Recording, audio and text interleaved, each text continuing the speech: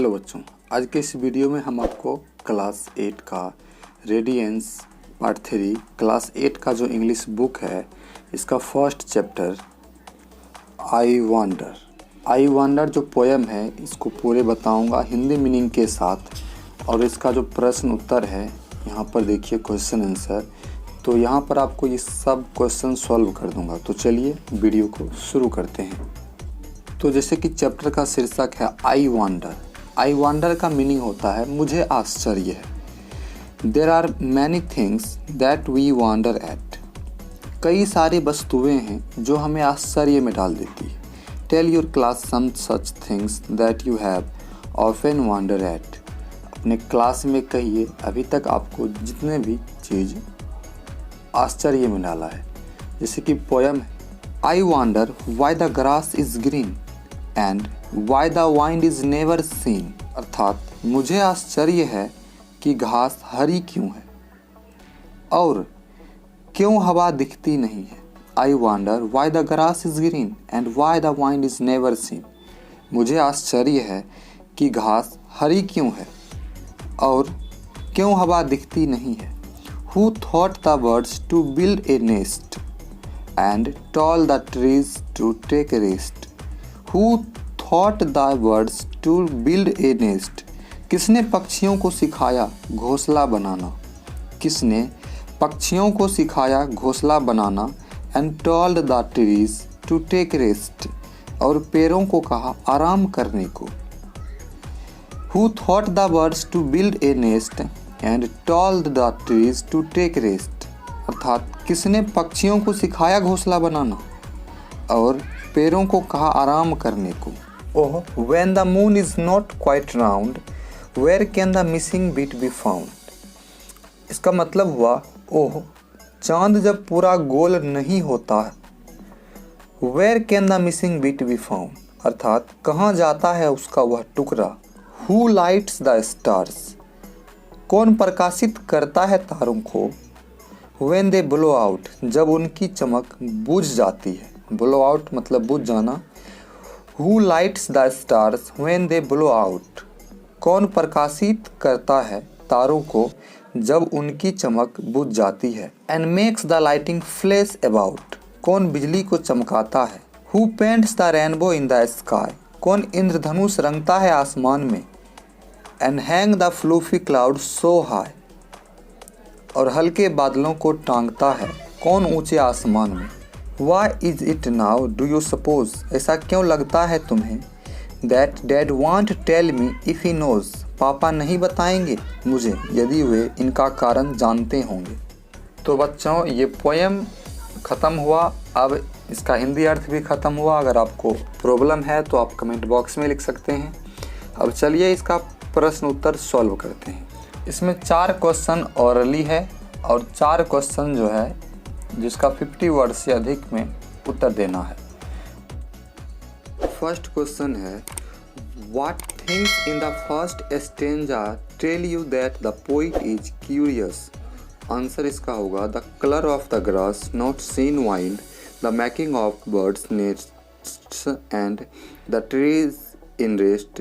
These are the things in the first stanza that tell us that the poet is curious to know why they are so. Second question पर चलते हैं। Second question है why do you think the speaker calls the cloud fluffy? तो इसका जवाब होगा answer the clouds moves in the sky swiftly, so the speaker calls the cloud fluffy. तो third question पर चलते हैं। थर्ड क्वेश्चन है does the wind have any colour, क्या हवा का कोई रंग होता है।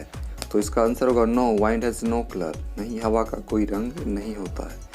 और फोर्थ क्वेश्चन है do you often ask your father about the things that you wonder at, does he answer your questions, if he doesn't what do you do to satisfy your curiosity.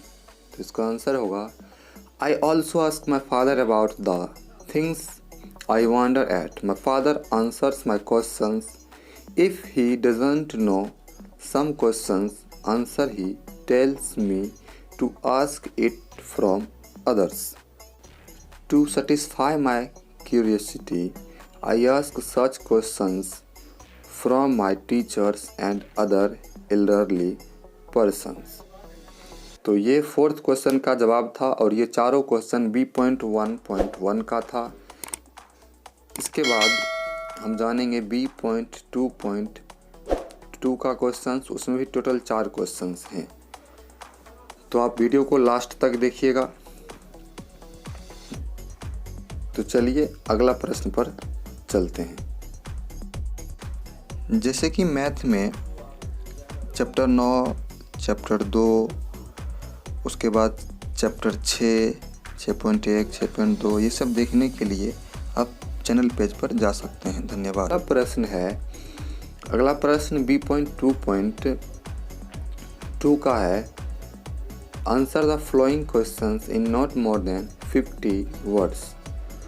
तो first question है, make a list of things that the poet is curious to know about. तो इसका answer होगा, the poet is curious to know about why the grass is green, why the wind is never seen. The poet wants to know who taught the birds to build a nest, why the trees take rest, where goes the missing bit of moon.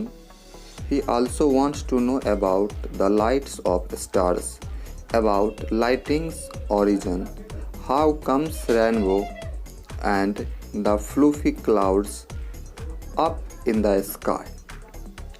जैसे कि B.2.2 का ये first question था, make a list of things that the poet is curious to know about. तो इसका answer यहाँ पर नीचे है। आपको अगर आंसर लिखना हो तो आप वीडियो को पॉज करके लिख सकते हो।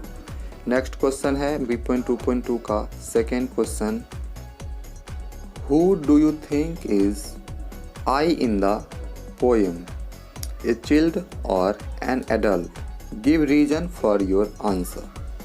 तो इसका आंसर होगा, I think that I in the poem is a child. He is not an adult.